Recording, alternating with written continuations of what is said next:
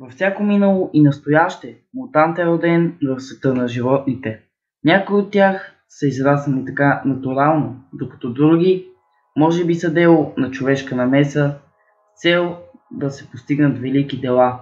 Генно мутиралите животни са интересни създания на майката природа и наистина заслужават нашето внимание. За да ви покажем някои от най-запомнящите се мутирали животни, ги събрахме в тази класация. Козата с 8 крака. Тази коза има 8 крака и мъжки и женски полови органи в себе си.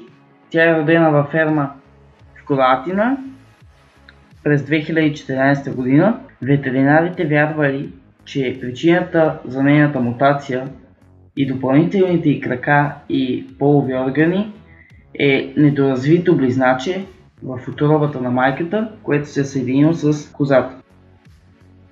На четвърта позиция се нарежда котката с крила. Не само една котка, а няколко мъжки котки са били локализирани в Южен Китай с израстъци на подобяващи крила на гърбовете им. Всички изследвания показали, че тези израстъци всъщност съдържат кости. Ветеринарните експерти казват, че крилата не наранявали по никакъв начин живота на котките.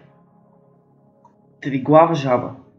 Децата от Обединеното кралство били шокирани, когато в задния си двор открили триглава и 6 крака жаба в градината си. Допълнителен крак било доста често срещано при жабите, но такъв вид мутация никога не било наблюдавано от учените до тогава. Прозрачна жаба.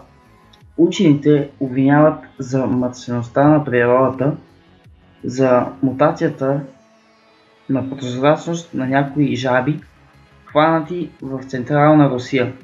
Техните органи, скелети и дори техните биещи сърца са били и на първа позиция се нарежда прасето с пенис на главата си.